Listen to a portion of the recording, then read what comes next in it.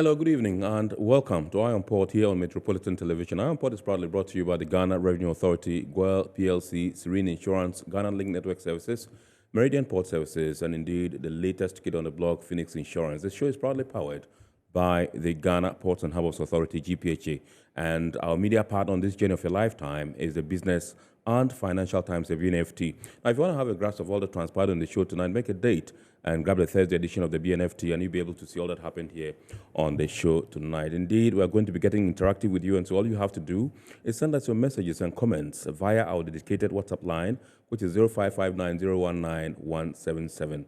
0559019177. And at the appropriate time, when I pick signals from the production team, the time is right, we shall activate the phone lines for you to call in and contribute to the discussion.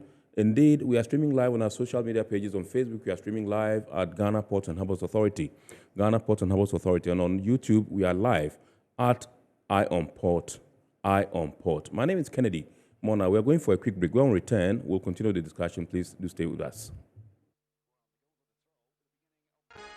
Every now and again, Goil makes good things happen. This time, Goil has introduced Super XP Ron 95, a higher grade fuel loaded with additives and yet sold at the same price as normal fuel.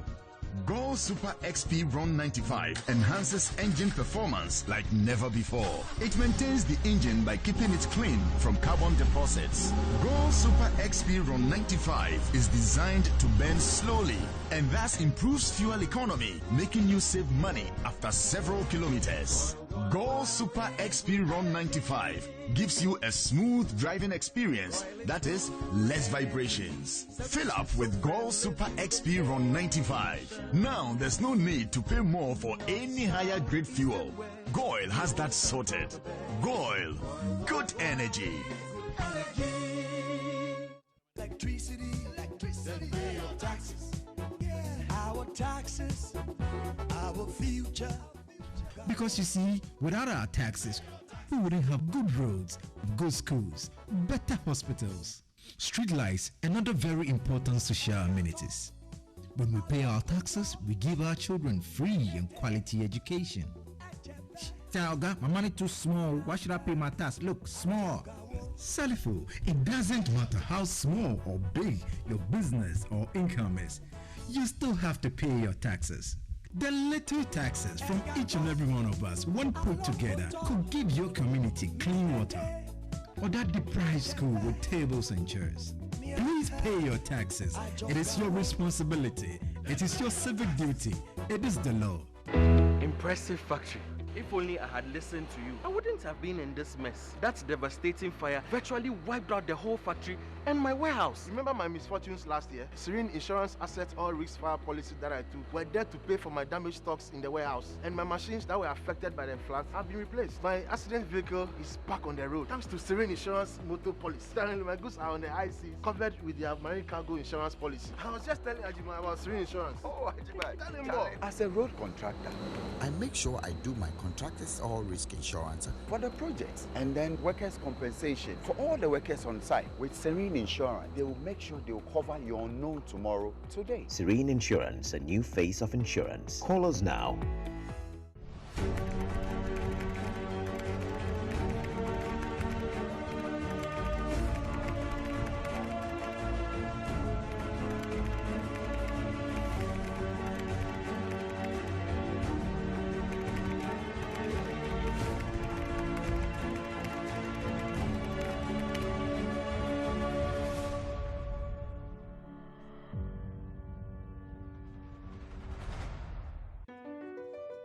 MPS Terminal 3 is Africa's new state-of-the-art container terminal at Tema Port. For manufacturers, agro-processors and traders, the new port means business can be done faster.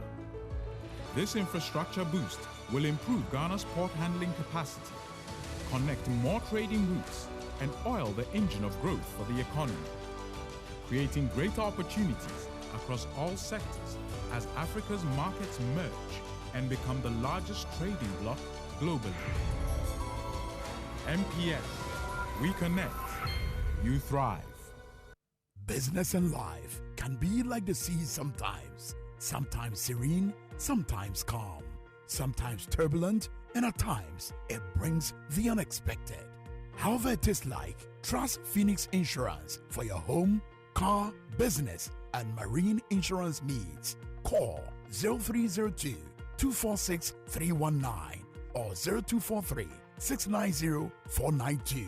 At Phoenix, you experience a delightful service delivered with wisdom. All right, so welcome back. It's now time for us to take a look at happenings in the port and shipping industry in the course of the week. And indeed, in the course of the week, the Ghana Shippers Authority organized a sensitization program for truck drivers within the port enclave. Let's take a look at that story and many others. The Ghana Shippers Authority has again this year met with Haulage truck drivers to highlight pertinent issues that are affecting transit trade through Ghana. This year's event, held at the new transit truck park in Tema, centered on road governance issues, customs compliance, as well as safety and security on the corridor. Chairperson and General Manager in charge of Marketing and Corporate Affairs at the Ghana Ports and Harbours Authority, Esther J.B. Donko, highlighted the significance of safety on the corridors.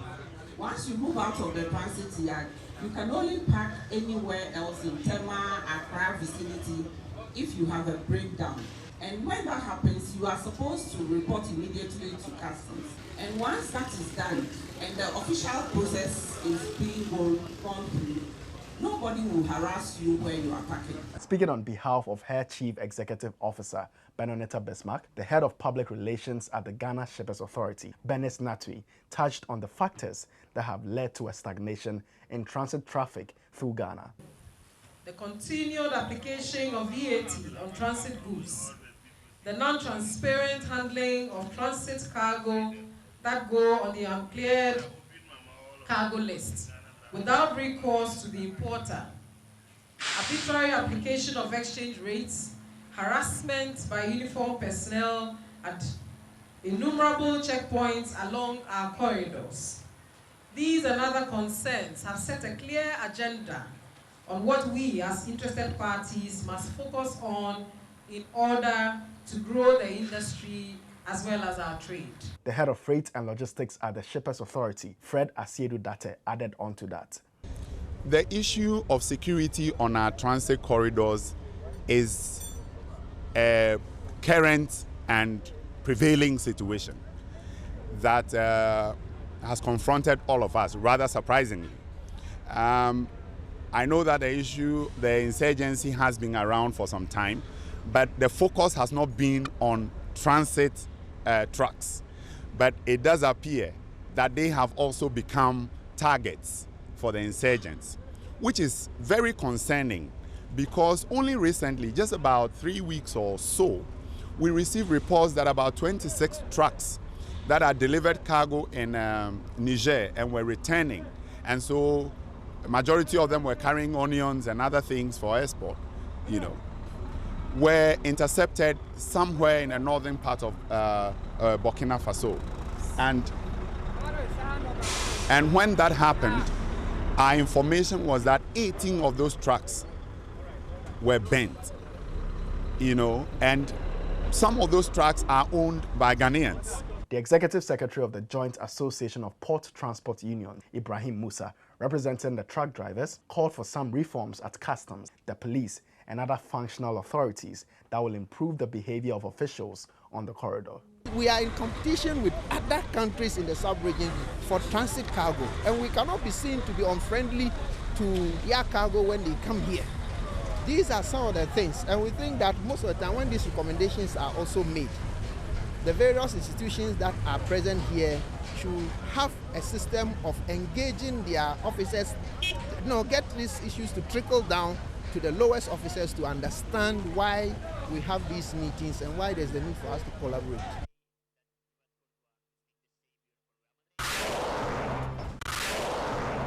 The General Manager in charge of Marketing and Corporate Affairs at the Ghana Ports and Harbours Authority, Esther J.B. Donko, further indicated that the new Tema truck park is another demonstration of the authority's commitment to providing a safe space for transit hauliers who are an important stakeholder of the Port Authority. We have always tried to provide truck parks for them because they are coming from afar. And so what we've not been able to do over the years is to get a permanent tracking park for them. So we have moved them from one area to the other, and finally we have this new truck park made for them, which is a permanent place, and we are working on a few other things to perfect the place, and then they will feel more at home to park whilst they wait for the cargo to be ready for them to load and go to their various countries. She said the authority will continue to play its role to contribute to a smooth and secure transit business for Ghana. 21 professionals within various sectors in the shipping industry from different West African countries have graduated from the Chartering Workshop course with the Institute of Chartered Shipbrokers, ICS, coming from various fields such as oil and gas, port administration, terminal operations, and maritime law. The month-long professional development course provided practical understanding into the principles that guide the various professions in shipping. The graduation ceremony was held at the West Africa School of Shipping in Tema. The West African branch chairman of ICS, Frank Tonieshen, said such professional training helps bridge the knowledge gap in the industry. The more informed people we have in the industry, the better our industry will be. Across West Africa, our key major challenge is that we have people who have no idea about how the industry operates, yet they sit and make decisions. So it's good that you have taken up this course. The executive director of the West Africa School of Shipping, Gertrude Ohene-Sienim, explained further the essence of such professional development courses for industry. Our courses are designed in such a way that they come with the practicality of it. So once you enter the field of your choice after studying with us, you realize that you become different. I have people attending our trainings all the time. They say, wow, we didn't know that this is how it works, or this is how the principle. I've been doing this for 10 years. I've been doing this for 15 years. So this is what we teach them. We teach them the principles behind what they do. And it's very important to understand, if you're a teleclerk at the port, you are not just counting. If you miscount, that is somebody's liability. So we are trying to tell people what they do every day. They know how to do what they do, but the principles behind what they do should be understood. Some participants in the course shared their experience. Chartering is more of contracts, agreements, here and there. So my basic understanding as a lawyer of the basic rules of contracts would mean that I should understand how these industries operate. But having taken this course, that gave me a different perspective.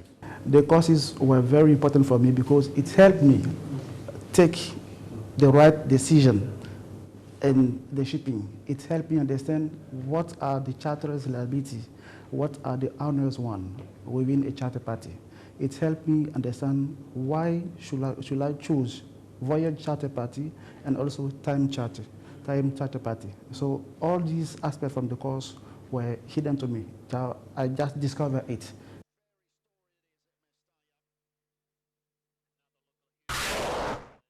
All right, so those were some happenings in the port and shipping industry in the course of the week. We are now going for some international port and shipping news.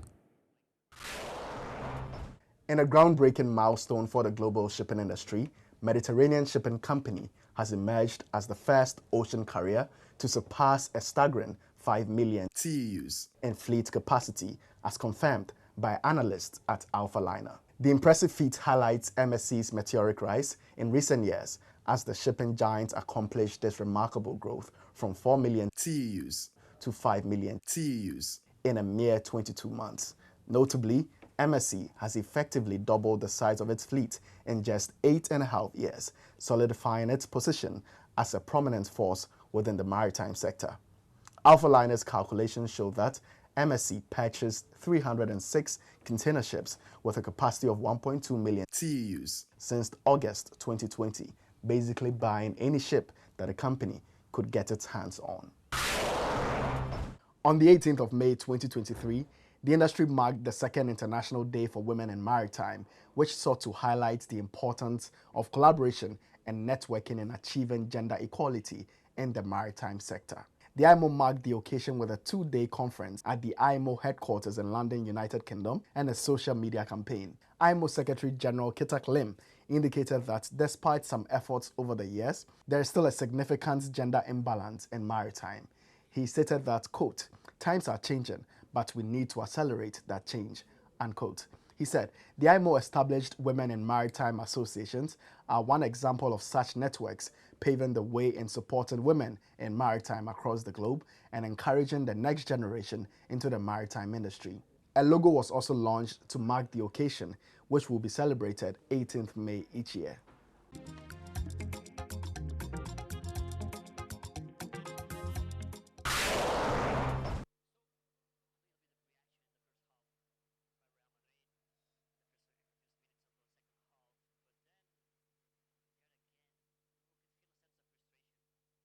All right, so those were some international port and shipping news. We are now going for the phrase or word of the day. Remember, the word or phrase of the day has been designed or fashioned to bring you up to speed with the terminologies and jargons we use in the shipping industry. Today's word is container freight station. Container freight station, CFS.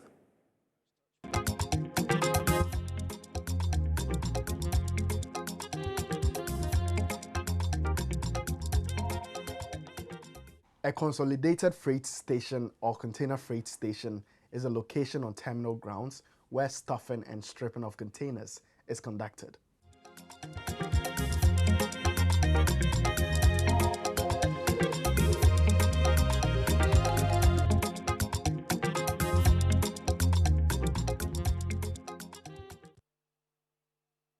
All right, so welcome back. We are zooming into our discussion proper tonight, and tonight we are taking a look at whether we should be working at a policy that would help Ghana to formulate policies that would help Ghana to export seafarers. We're talking about the Filipino model, where the Philippines export a lot of seafarers annually. We are told they do so in droves, like in hundreds of thousands every year.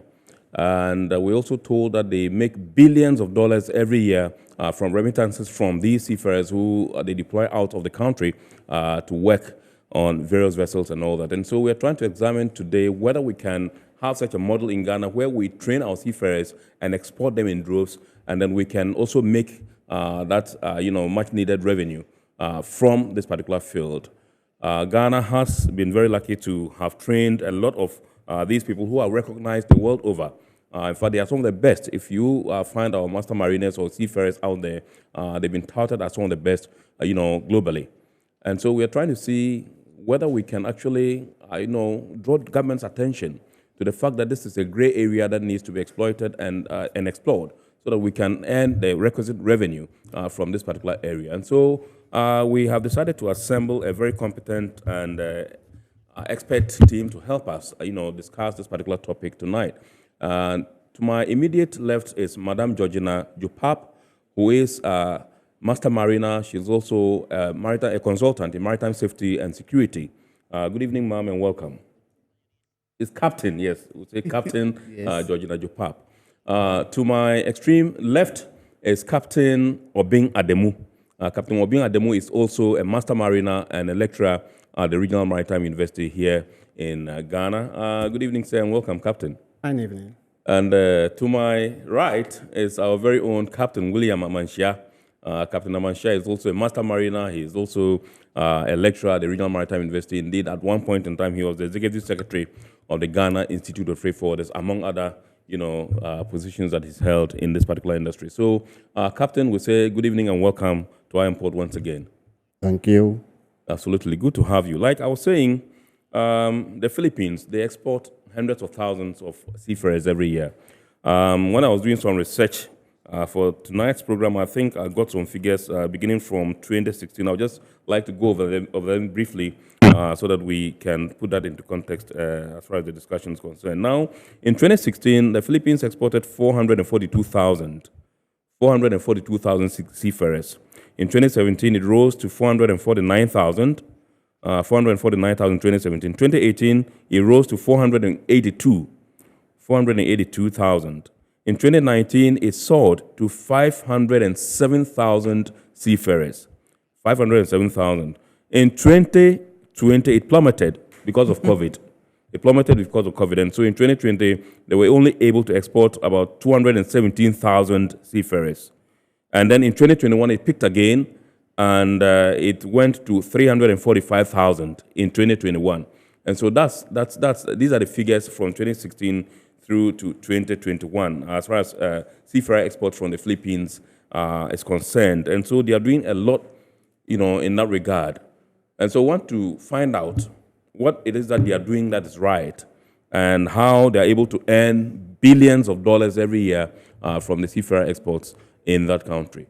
And so let me begin with you, Captain. Captain Manshi, I want you to briefly paint a picture about our situation here in Ghana, what the seafarer situation is, how many are we, if you have some numbers for us, and what currently, their situation is like. Well, thank you, Ken.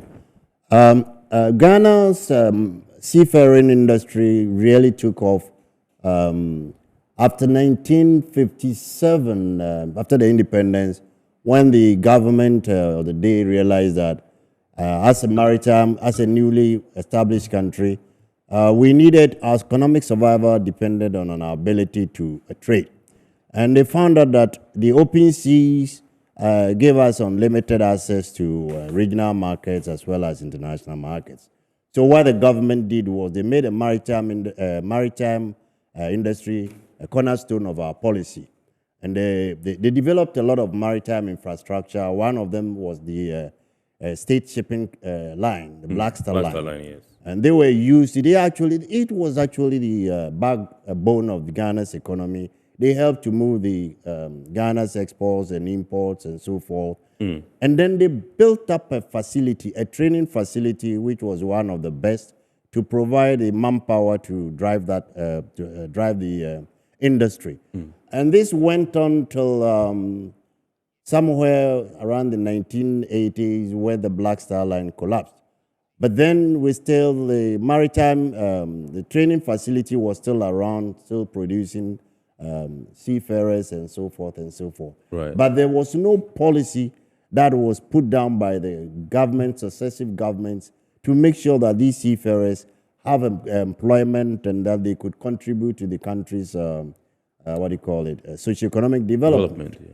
So they started going down and going down. Currently, the maritime and seafaring industry is not all that very good. It's not in a very, very good health. But I believe we have about 5,400 seafarers.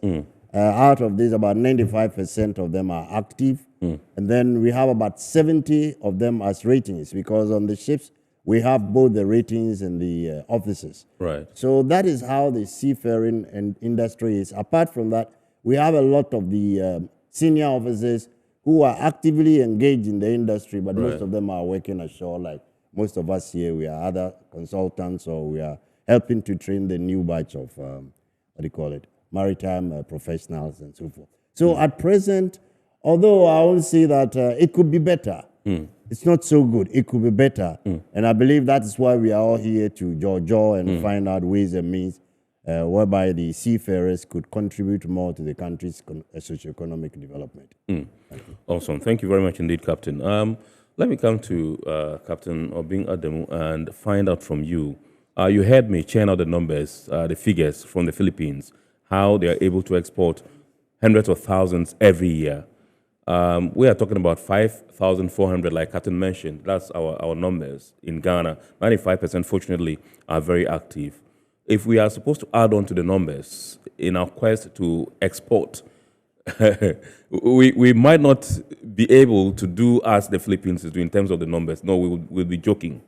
But if we want to increase our numbers, you will think that we have the capacity enough to begin with, particularly training for purposes of exports. Thank you, and good evening to your cherished listeners. Yes. It's very possible, because looking at the Philippine example, they have been able to target a quota in meeting the seafarers' demand worldwide. And I believe Ghana also stands the chance to do the same. And it will mean hard work from our side, because if we are looking at the teeming youth who are unemployed, then as a country, we should be able to establish the infrastructure like the Philippines have done, so that they can move and train these young men and export them. And their remittances definitely comes as, a component of our gross domestic product. GDP. Yeah. So it will mean a hard work in establishing training centers for officers, as well as for ratings, for the merchant shipping industry, as well as the fishing industry. And if we are able to do this, then we'll be driving home. Thank you. Right. Thank you very much, Captain. Let me come to Captain Georgina Dupap and find out from you. He mentioned the youth. They are very key if we're going to be able to go through this tangent and be successful. I just want to find out from you. You are a consultant in maritime safety and security, also a master mariner. And sometimes I'm sure you get into contact with some of these people. You take a look at their demeanor. And do you see a sense of enthusiasm in them in terms of their interest in this particular industry? Thanks so much for... You're welcome, ma'am. You're welcome. Natural fact, the youth in Ghana, first of all, I always say our best advantage. Right. The first advantage we have is that most of our youth went through secondary school, and that is boarding schools. So that boarding school enthusiasm is very right for the ship, because the ship, first of all, is an isolated but not restricted. Right. So you have that independence and being able to go through that. Yes. Again, most of the youth basically would also want to travel outside, do a lot of traveling, and therefore it also gives them the enthusiasm that, oh, if I go to sea, I'll be able to travel. And it also is one of the jobs that has a good starting salary. And therefore, it also makes it interesting for the youth to start. It's a good job, where you can get a good salary. So it's also interesting for the youth. At the same time, these days, the youth are even more outgoing than we used to be, and therefore they have this in them that they would want to exploit and be able to do. Generally speaking, it's also an applied, it's very different from everyday work. Right. And it's an applied skill. So if you're able to allow them to understand, or you are able to intertrade them to understand it, then they will just really know. Your camera is there, so if you can look at your camera whilst you talk, that'll be fine. Yes, your camera is there, so please, yes. So you can see your face clearly on the screen. So you'll be able to get them to be able to say new jobs. Yeah. It's an area where it gives you as a conduit to other professions. Thinking about 80% of the world trade being carried by sea, and all other things that pertain. Lawyer, you have legal side, the maritime lawyers or legal section of maritime. You have insurance, you have brokers, you have anything that you can think of. Security, safety aspect, everything. About all of it is in the world trade. And about 80% of that is by sea. So that it gives people, or it gives the youth, even the conduit to be able to develop career and advance their career. So it's one thing that if you're able to encourage the youth to be part of, and it's a different, environment and a different system, such that when you really go into it, is the world is open to you. Right. And it gives you the desire, like you being your job now.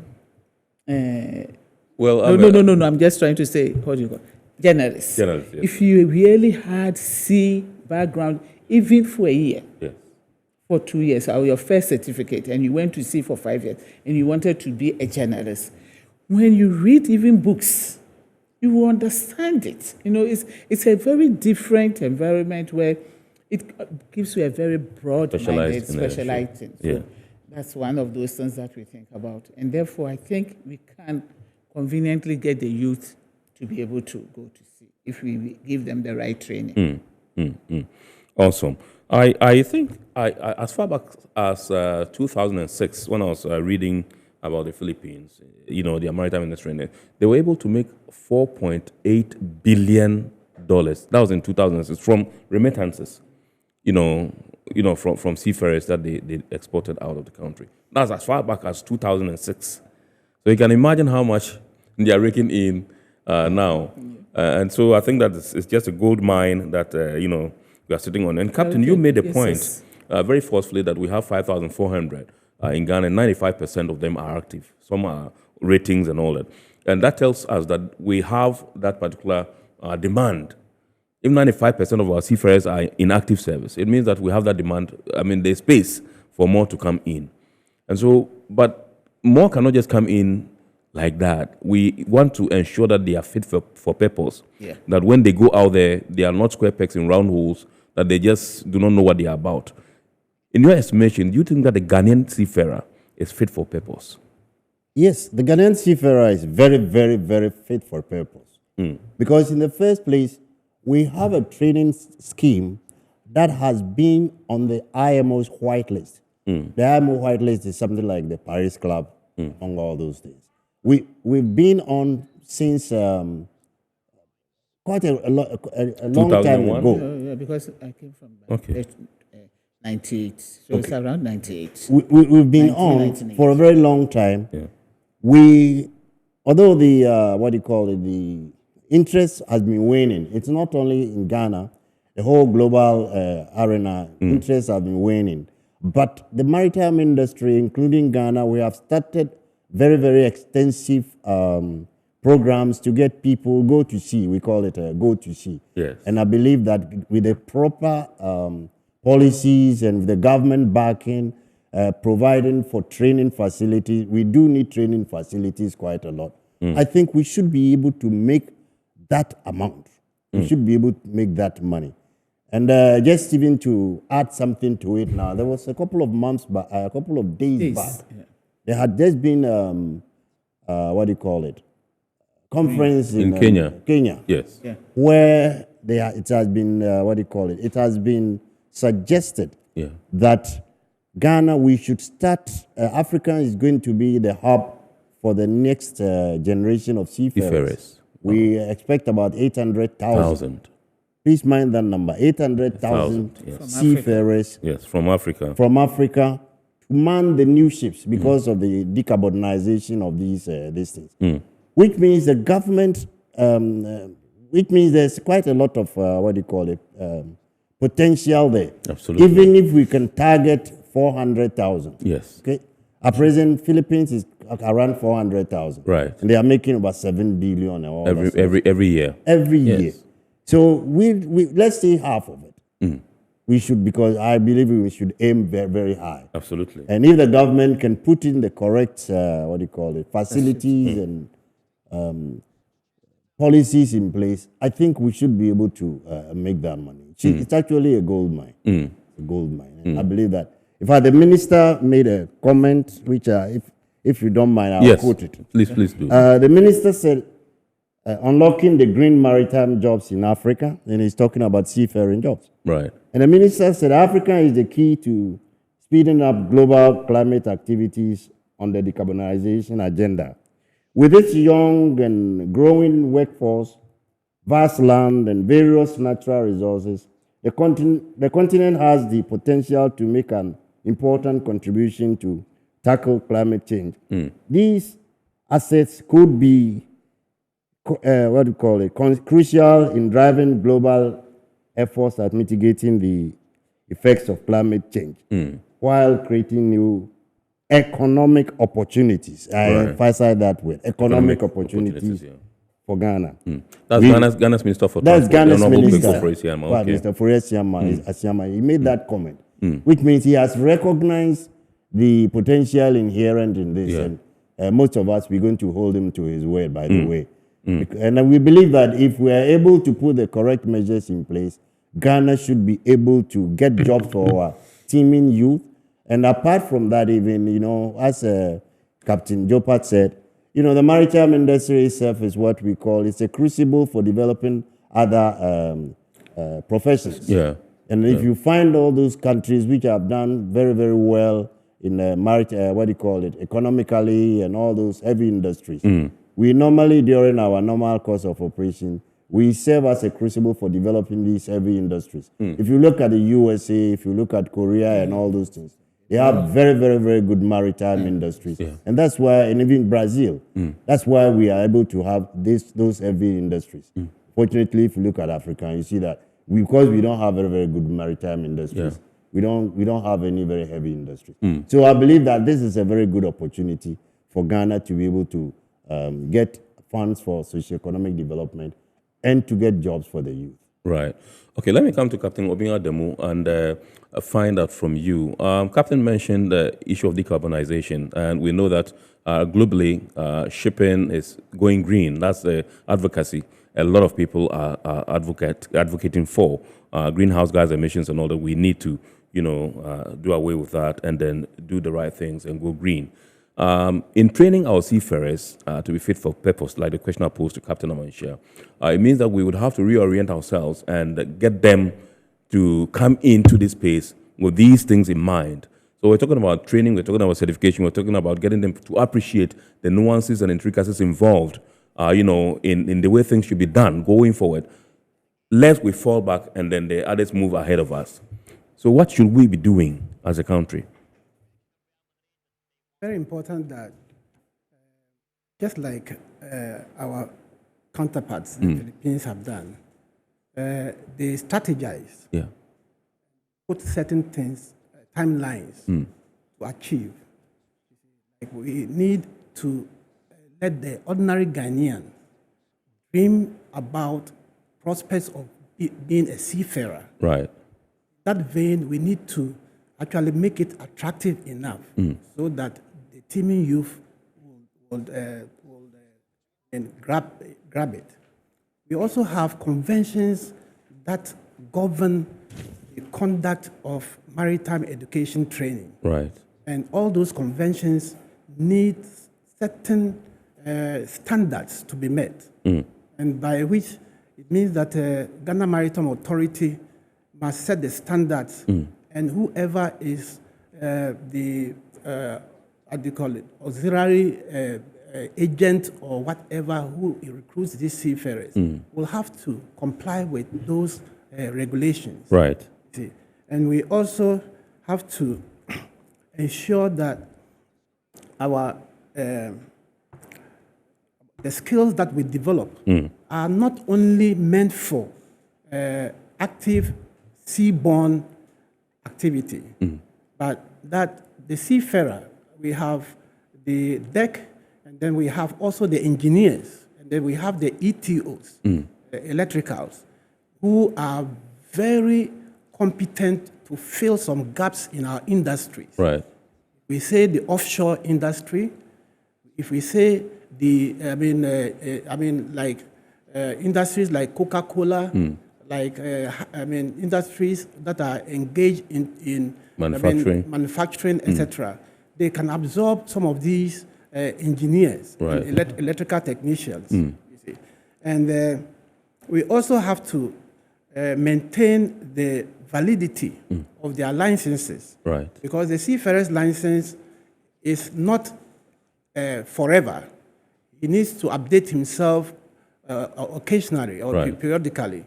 And by so doing, these licenses expire within maybe a course of 5 years or so. And he needs to come back for reorientation and revalidation of their certificates.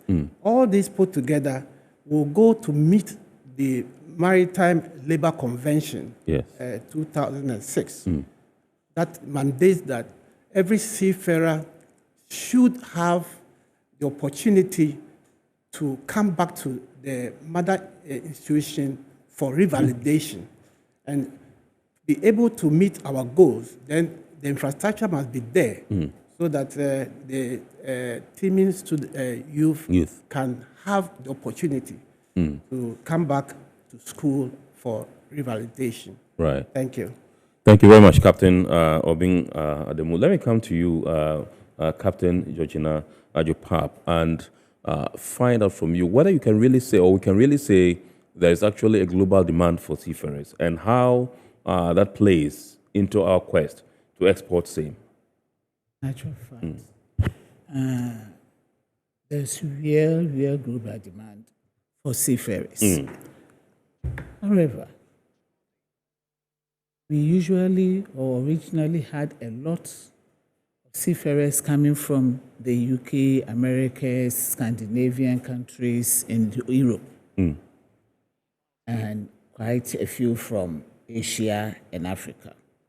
Currently, because of IT and other developed interests and job prospects, yes, most of the youth in Europe, in America and Scandinavia yes, are not interested in sea. Because I told you initially, we mentioned that it also gives you want to travel, it gives you the opportunity. But these days, it's so easy to travel.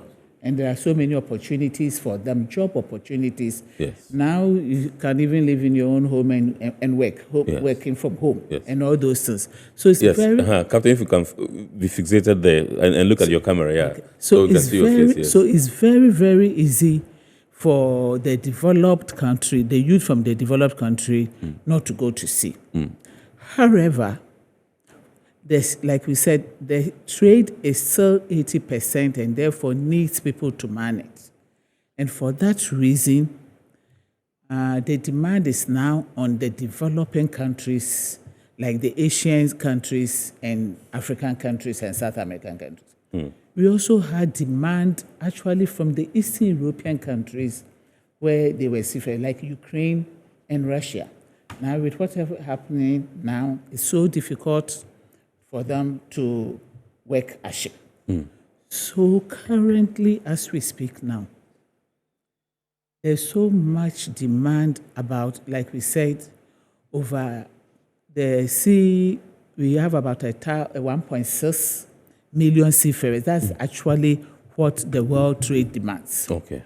And currently, we are short by it, almost about 55%. It's very, very difficult to make up that. We're also having new ships with different technical issues in handling. And therefore, it also makes it difficult that the old hands that we used to have, like the Philippines and the rest, may not be necessarily useful for the new vessels that are to be working now. Yeah. So the demand for new, young, vibrant seafarers is as important as yesterday. And we therefore have the opportunity to be able to groom our youth to be able to take those jobs. We also have all the international shipping, again, all the international youth, or the international shipping employees looking elsewhere for qualified. We used to have, just ratings. Right. But now ratings have to be trained. It's not just ratings. Now ratings have to be trained because the equipment that we are now using on the ship are very, very technical equipment, and therefore we need that youth to be able to capture it. Right. Ghana, fortunately, has that amount of youth, or we have teeming youth, who will definitely, I'm sure, will definitely be able to do the work. And therefore, we can put in place, if we have in place the necessary things, schooling, especially the facility, educational facilities, very, very, very important. Attitudinal behavior, very, very important. Soft skills, very, very important. If we were able to put these things, but it is very, very important that we make a conscious and deliberate effort that we want to export our youth through that. It's not exploration, but it's to exploit them. Countries like, I've always mentioned few countries because I worked with them. Right. Country like Bangladesh, for example, they sponsor or they supply to Japan. Yeah. So the whole Japanese industry, their seafarers are mostly from Bangladesh. So the Bangladesh government and the Japanese government had an agreement where JICA built a purpose training school for Bangladesh. Okay. That's where I was there for 2 years. And I was part of the team there because I had to make sure that thing worked for 2 years. But the government of Bangladesh made a bilateral agreement with JICA Japan government, and they built a purpose-built ship. So they are having their crew from Japan, from Bangladesh. We had similar thing with Brazil. Brazil, okay. When Brazil had oil, they didn't have qualified youth. Right. But then the government made a deliberate, conscious effort and said, you employ our people as part of their local content, employ our people. They said, no, they are safety risk factors. He said, then I will pay for their premium, insurance premium. So the government deliberately paid the insurance premium for the for its cadets, the youth. Yes. And for that reason, over 10 years later, Brazil had full complement of trained officers and workers to work on their ships, or especially in their offshore industry. Yes. So it's a deliberate, conscious effort by government. It's not just like you go out, you just want to go. Yeah. South Africa didn't even have much of these things. Right. However, when South Africa started training, they wanted people to man their ships. They deliberately had a school system with them and bought a training vessel where they trained them and deliberately used them for their merchant ships and exported them as well. So it's a deliberate government effort. One of those was the national planning policy. Yes. That we want to do this, and it's only when we have made that policy as part of a plan, then you can sit down and look at all these things and make sure that it can be achieved. Yes, talking about it now, it can be achieved, but it must be a deliberate policy. Absolutely. It must be a deliberate committee sitting down to plan it. Yeah. It must be a deliberate, going to schools, teaching them, being able to strategically and aggressively saying that this area can be done. Yeah. That is the only thing. But if we just sit down and say, Ghanaians can go to sea, and we don't put any things in place, efforts, forget it. Awesome. Thank you very much, Captain Georgina Jopap. Let me come to Captain Obenshia. I just wanted to take us way back into history a bit and tell us how did the Philippines, at what point did they realize that this was a gray area that we could explore and exploit to make, significant gains as they are making today? What were some of the guiding policies or structures that actually, catapulted them into, such prominence as far as seafarer export is concerned? Well, the the so-called Philippine model, which we probably will be able to adopt some of the things there, because usually adopting a policy straight away across cultures is a little bit difficult. But it started under President Marcos, that is Marcos Sr., in 1970. And it's a very, very significant, because 1970 was the time when we were losing our shipping lines. Yes. They found that the country was facing balance of payment problems and massive unemployment, almost the same thing that we are facing now. Yes. So President Marcos decided that they were going to start exporting labor, that is labor in general. But of course, because Philippines was an archipelago country, there were a lot of seafarers around. And that was when they started. So they started by forming their various organizations. The government made a deliberate effort to go out and then, market. The word I'm going to use is market. Yes. The Philippines went out, whether to China, to here, where especially the major countries. And they went to market for it. And then they brought these people, and it was a private partnership, PPP. Yes. So that everybody was a win-win for everybody. Right. And it's very, very strange that because of that, even when Philippines was facing, for the past 6 years or something, Philippines could not come on the white list. Right. Now, everybody contributed to bring Philippines back on the white list. And that is what we are trying to ask our government that, please, we already have the manpower. Yes. We need to train them, but there need to be a deliberate policy. And the government probably have to lay out some funding and all those sort of stuff, because we need to buy things like simulators and all those sort of things to train our people and institutions and all those things. But we can sit down here and talk about it, but the government has to make a deliberate effort. Yes. Form committees or whatever you call it, decide on what sort of methods we're going to use, what sort of policies we're going to use. For example, Philippines, there's a recent case, for example, when Philippines said, we're going to make our seafarers permanent workers. Okay? Now, they made them permanent workers.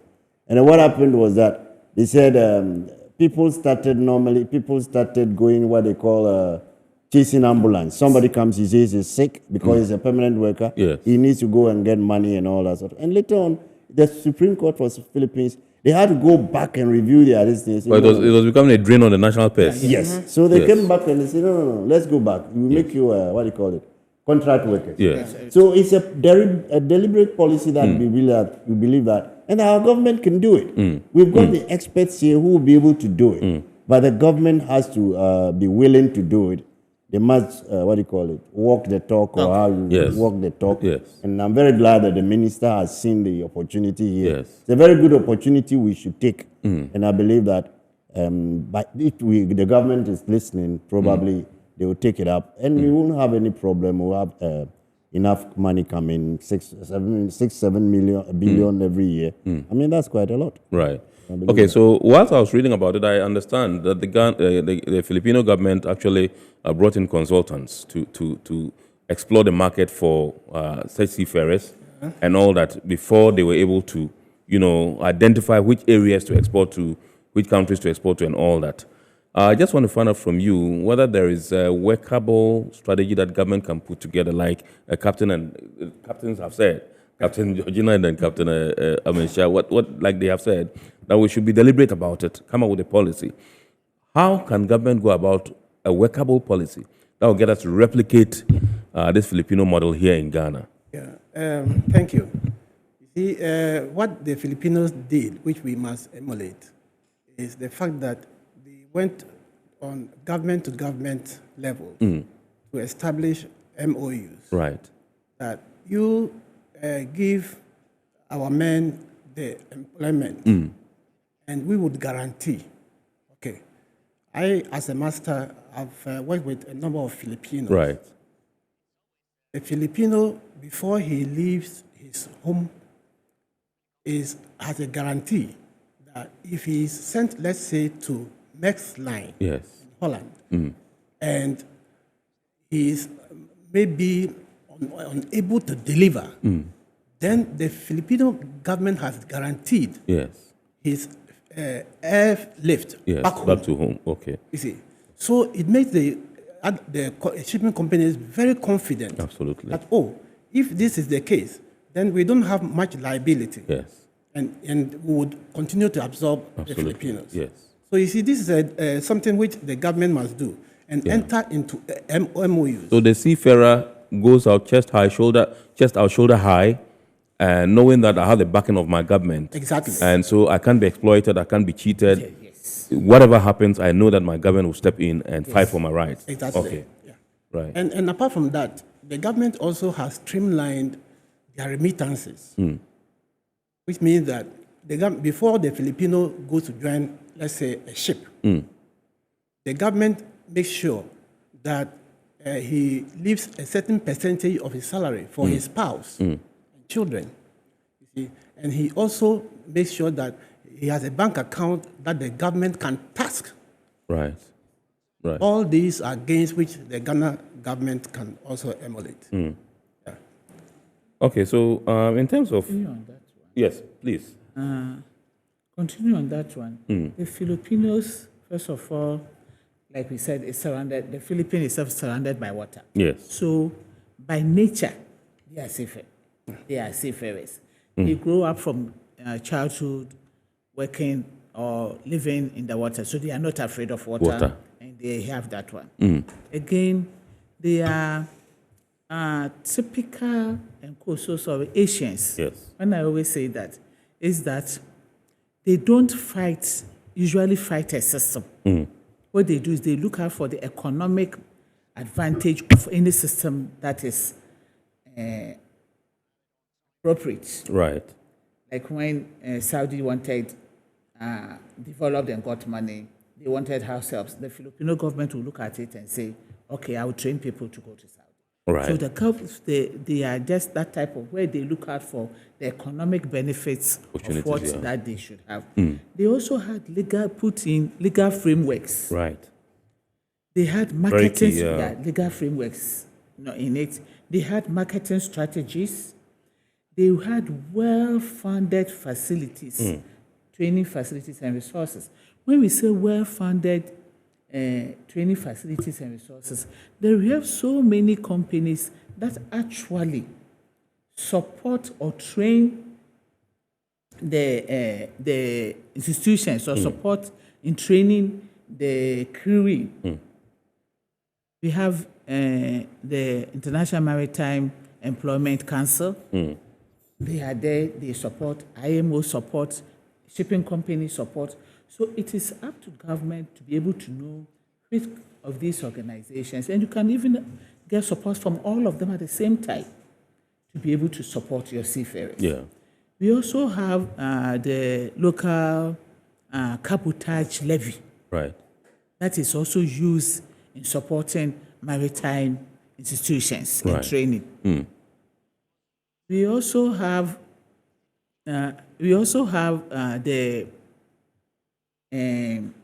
public-private partnership. PPP. Yeah. We have the maritime authorities. The maritime authorities that also have to be strengthened to play their roles effectively. Right. We have agreements with ITF, that's International Transport Federation, which is all the. Even in Ghana now, we have been able to. Ghana as a country has that agreement with ITF already. So we have all those things, some of those things in place. Right. Then we have the bilateral and MOU agreements with governments and shipping companies. Right. So all these things have to be put in place.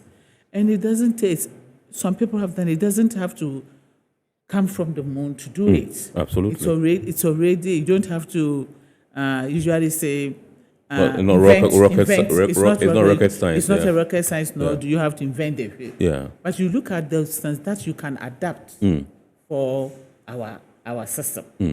And basically, it is the infrastructure training, the marketing, that is most important. If you are able to do that, then definitely we'll be able to, because Ghanaian, just imagine how many Ghanaians travel, greener pastures, and it will even stop a lot of illegal immigration and all those things that are happening. Absolutely. So the basic is one of that. Right. Getting it right. Thank you very much indeed, Captain Georgina Jopap, who is a master mariner and a maritime consultant that's maritime safety and security consultant. We also have in the studios Captain Obing Ademu, who is also a master mariner and a lecturer at the Regional Maritime University, and indeed Captain William Amansha, also a master mariner and lecturer at Regional Maritime University. And tonight we are discussing how we can replicate the Filipino model in Ghana as far as seafarer exports is concerned. That's what we're doing here on Iron Port on Metro TV. We're going for a quick break. When we return, we'll continue the discussion. Please do stay with us. Every now and again, Goil makes good things happen. This time, Goil has introduced Super XP Ron 95, a higher grade fuel loaded with additives and yet sold at the same price as normal fuel. Goil Super XP Ron 95 enhances engine performance like never before. It maintains the engine by keeping it clean from carbon deposits. Goil Super XP Ron 95 is designed to burn slowly and thus improves fuel economy, making you save money after several kilometers. Goil Super XP Ron 95 gives you a smooth driving experience, that is, less vibrations. Fill up with Goil Super XP Ron 95. Now there's no need to pay more for any higher grade fuel. Goil has that sorted.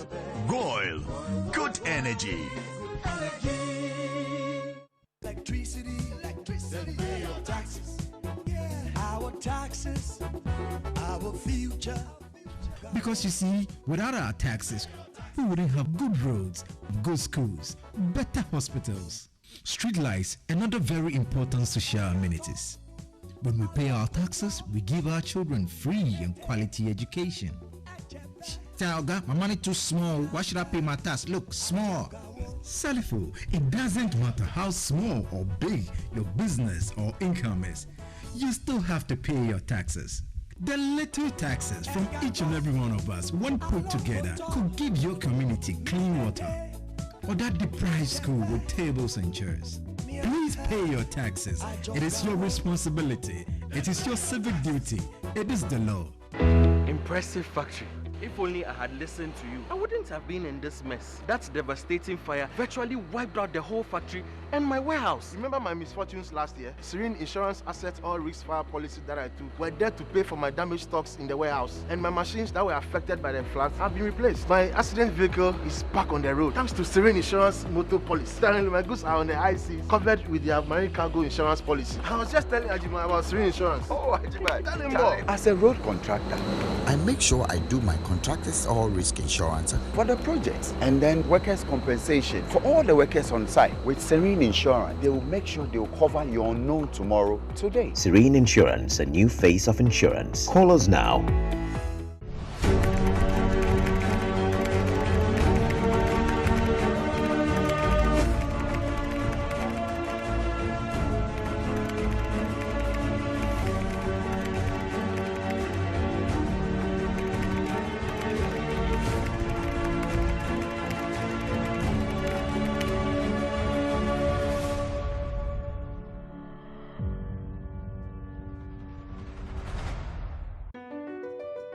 MPS Terminal 3 is Africa's new state-of-the-art container terminal at Tema Port.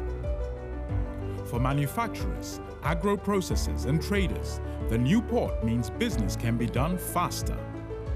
This infrastructure boost will improve Ghana's port handling capacity, connect more trading routes, and oil the engine of growth for the economy, creating greater opportunities across all sectors as Africa's markets merge and become the largest trading bloc globally. MPS, we connect, you thrive. Business and life can be like the sea sometimes. Sometimes serene, sometimes calm, sometimes turbulent, and at times it brings the unexpected. However it is like, trust Phoenix Insurance for your home, car, business, and marine insurance needs. Call 0302 246 319 or 0243 690 492. At Phoenix, you experience a delightful service delivered with wisdom. All right, so welcome back. We are now continuing the discussion, but there are some text messages that have come in, very important for me. And I also have picked signals from the production team that we can activate the phone lines for you to call in.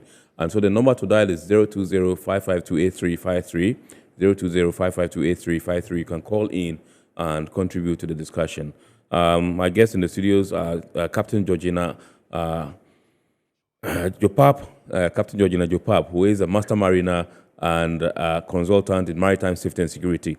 We also have Captain Obing Ademu, who is a master mariner also and a lecturer at the Regional Maritime University, and then Captain William Awanshia, who is also a master mariner and also a lecturer at the Regional Maritime University. And tonight we are discussing how we can replicate the Filipino model of seafarer exportation in Ghana, so we can also earn that requisite revenue that we so badly need in our country, because it's a gray area we can explore and exploit in this country to change our situation for the better as far as the economy is concerned. Let me take some messages right now. This one says, Mr. Host, please note that we have well-experienced technicians who are well-trained and do have validated certificates who can work on the sea. But recruitment on sea is also now politics. The worst side of technicians' recruitment is this local content thing. I have a lot to tell, but I wish to get your personal number. This one's from Kofi in Takrady. Well, Kofi, I get your plight. I understand what you're talking about. This one says, until the barriers at the Regional Maritime University is removed, are removed, that goal cannot be achieved. These are high cost of training, that's one, of which many Ghanaians can't afford. And two, tailor the courses in such a manner that the Ghanaian seafarers don't lose their jobs in wanting to upgrade themselves. Captain, and Captain Obing and Captain Amesha, this one goes to you. They say your training at RMU is quite expensive, so if you can do something about it. This one says, good evening, I'm watching you from Sunyani. What's the educational qualification and requisite experience to work as a seafarer? First of all, if you want to comment on the training issue, you would, and then we'll come back and then see if we can give some guidelines to this particular person who wants to know what the training or qualification is for the fellow to become a seafarer. Who would want to prefer a response? For the training, they say training is expensive, yeah. The training is very expensive. It's true. Yeah. I think $1,000 and over a semester. Yeah. But that is because that particular school is a regional school. I think, Captain, I think it's almost $2,000. So. No, that's 1,000 and something for a semester. I think 1,000 and something for a semester. Yes. Yeah. Okay. So for a year, it's about more than $2,000. Wow. That's for 1 year. Yeah. But then the problem is because it's a regional school. Yes. So to me, I believe that if it becomes necessary for us to go this Filipino way and start doing all this policy to enter the international market, we might probably need to abrogate the regionalization policy. That is my idea. Okay. Because all our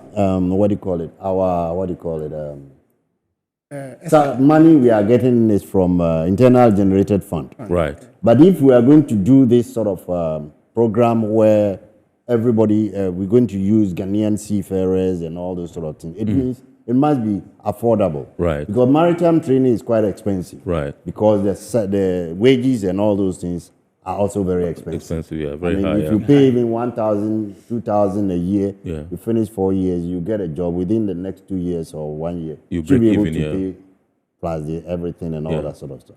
So that is one thing.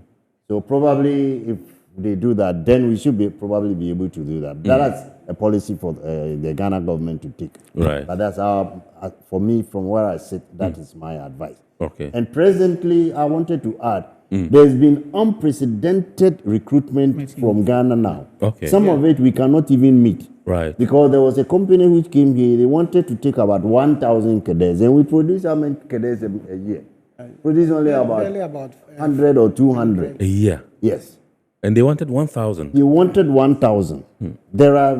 As Captain Jopa said, there's IMEC is coming here. IMEC is the International Maritime Employers Club. Wow. They are coming here in a couple of months because they were in July. They are coming here. Wow. So we must prove to them that we can get the numbers, the quantity, and the quality. Quality we don't have any problem, but it's the quantity that we have problem. Right. And that is why we are talking about putting in a policy where we plan maybe within about the next 6 years or 7 years, we should be able to get that number. Right. Because the Ukrainian-Russian war that we see has been very bad for our economy. Yes. One part has been very good for us because the seafarers, they are producing almost about 14 to 16% of the global seafarers. Wow. They are not readily available on the market now. And they are all coming to Ghana. They're all coming to Ghana. And we need to put policies in place to absorb that quickly before the war comes over. Before the war. Again, you could also say this, that instead of having just the cadets, the regional maritime is basically for officers. Yes. And therefore it's high end. Okay. But then on both ships it's 1 to 3. That's when you say 1 to 3, it's 1 officer to 3 ratings. So that's about it. Right. So we should also be able to have a seamen training center. That is for the ratings. Right. Centers. Centers, yes. Okay. We should have centers, not one. Okay, yeah. So we should be able to have seamen training centers where we can train the ratings. When we say ratings, it's just like being in the army. You have officers and you have similar. They may all have done SSS or whatever, but then the others who are doing university degree and the others are doing other short course. Right. So the mass should also come from the seamen. Right. And that is where we need to have seamen training centers. Currently in Ghana, we have not had that for all this while. Okay. It's just about some couple of months that the regional maritime university started trying to do that. Right. The response is very good. However, it is not that institution that has to handle it. Right. Because it doesn't take much. It's about maximum 6 months, 1 year. They should be able to train them instead of going through a degree course for the officers. Right. So basically, you should be able to provide, if you were able to provide training for the ratings and have centers. And I've always said it.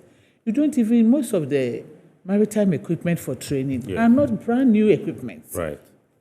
When we break down ships, like when ships are old and they break them down, like Bangladesh said, almost all the parts are sold back to institutions. Yes.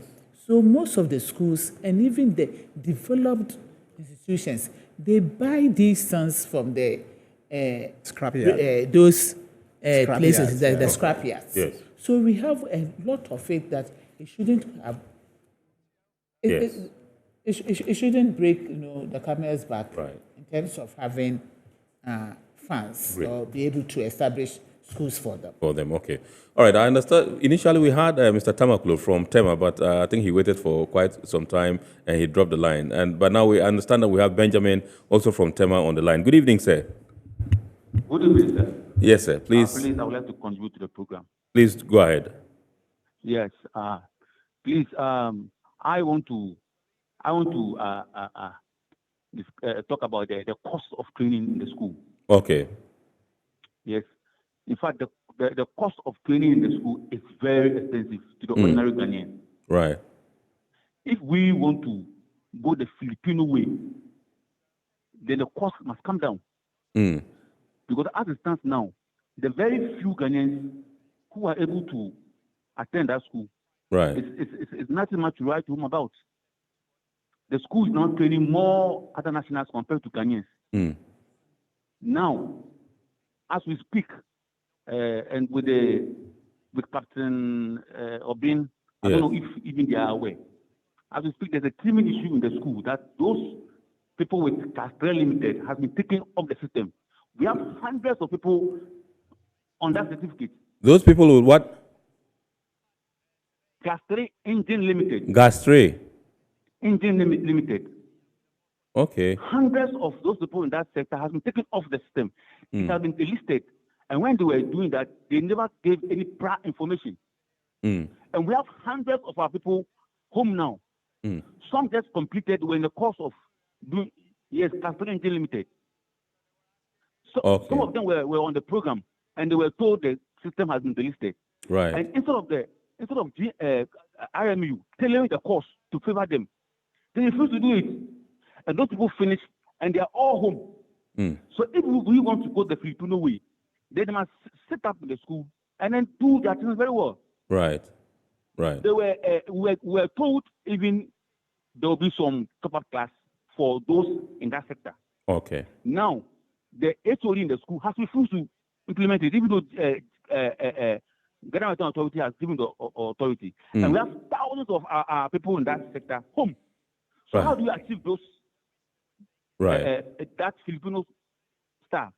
Point well made, Benjamin. Thank you very much. Until they do something about that, it's a bit difficult to achieve that. Great. Thank you very much. Your point is well made. Thank you very much, Benjamin. Captain Obinadem, we want to respond. Yes.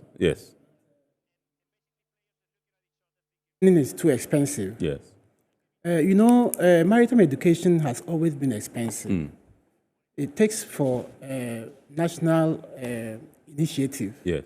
Like granting scholarships and others to students. Some subsidies. Because for a captain to, retire from sea and come and become a lecturer, then he must also at least be, have a modest lifestyle. Absolutely. Okay? So for that, I would say that Ghana as a country must look at the fact that some of these students must be given a scholarship or maybe some sort of cushioning from grants from SNIT or something like that to help them with their maritime education. Okay. Yes. All right. Thank you very much. I think, I understand we had Ebenezer from Takoradi, but he's off at the moment. So let's continue. I think we have barely 8 minutes or 7 minutes now to go. This one says, good evening. I'm watching you from Sunyani. What's the educational qualification? Okay, I asked that question. What's the educational qualification and requisite experience for one to work as a seafarer? Basically, I think that is to... If you want to come as an officer, yes, it's the normal university degree. SHS. SHS with those qualifications. Yes. It's always in the graphic or at the website. Yes. But for the rating, it's basically SS. Okay. All right. This one says, which institution in Ghana trains seafarers? Regional Maritime University. Yeah, that's the only one. Nautical College those days. Yeah. Yes. That's what we're saying. Now you need... Benjamin. Ebenezer or Benjamin? Okay, I understand we have Benjamin on the line. I don't know whether it's Benjamin that just concluded his point. Good evening, Ben. Good evening, sir. Are you the one that just left, or this is a new Ben? Yes, I just spoke. Okay, yes. You want to conclude with your points, yeah? Yes, conclude. All right, please yes. do. Yes, for example, when COVID came, the Filipino government deliberately put up a system. Yes. And then what they did was, all those whose certificates were 1 year to expire were given that amnesty to go and do it free. Yeah. Free of charge. Now that even helped them. But over here in Ghana, it wasn't so. The prices were rather increased. So most of our citizens couldn't make it. And as we speak, most of them have their certificates expired and we are home, no work to do. So please, the school or the government should sit up and then tailor the system very well so that the very few who are in the system are not given out by high cost. Yeah. People are home, and then when COVID struck, instead of bringing out the fees of renewal of certificates, they kept on increasing. Right. Thank you very much. I think you've made your point forcefully, Ben. You sent a message here. It says, during the COVID, the Philippines were given amnesty. Those whose documents were left with 1 year to expire were asked to do so for free. Now, currently, there are a group of certified Ghanaian seafarers with Class 3 Marine Engineering Limited certificate that have been taken out of job because of a policy by the Ghana Maritime Authority. There was no prior information to those seafarers in that category before the policy was started, hence making most of these young seafarers, lose their jobs. Okay, that's a pretty sad thing indeed. Yes. But you made your point. But that policy actually had an advantage. Yes. To the Say again, please. The policy was to their advantage. Okay. But the problem is the training cost. Because currently GMA has, coined out some bridging process that this Class 3 deck limited can migrate into Class 3 deck unlimited. You see, and unfortunately, at the time that the policy, took fruition, the students, some of them had just completed the Class 3 deck limited, and they haven't been to sea to gather funds enough to go and do the bridging course. Yeah, that had been the problem. Okay. That is sad to say, but then I believe that policy is to their advantage. Okay. Captain, in just 1 minute. Excuse me. Let them go and meet the Ghana Maritime Authority again, because they are very, very liberal. To tell you the truth, they listen to people. Okay. Let them go in a mass and talk to the Director General. He will sort it for them. Okay.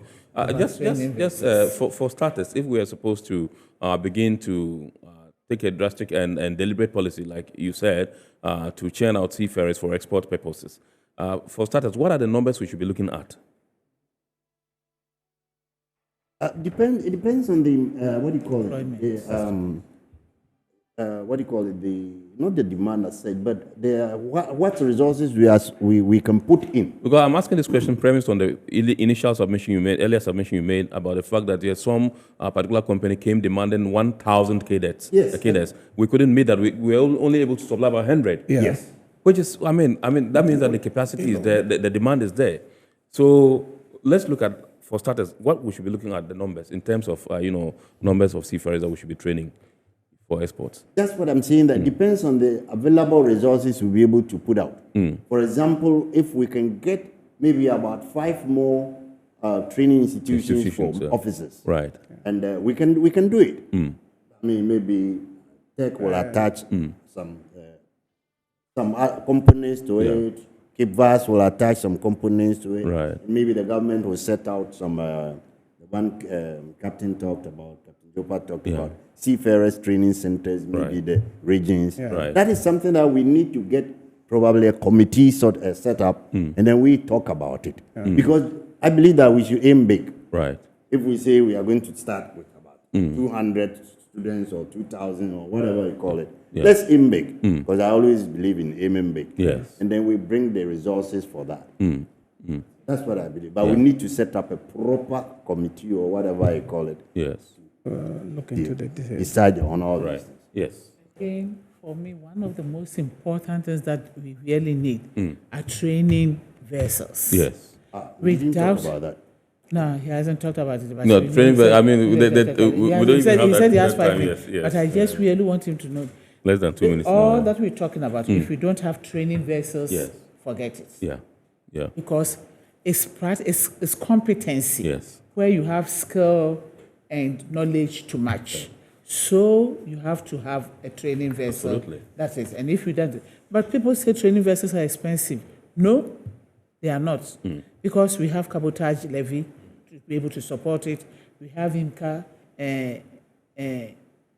IMEC, they'll be able to support it. We have the companies themselves that even want to employ people from Ghana. They'll be able to supply. And we do not need a very big one or anything. South Africa did one thing that I've always said it.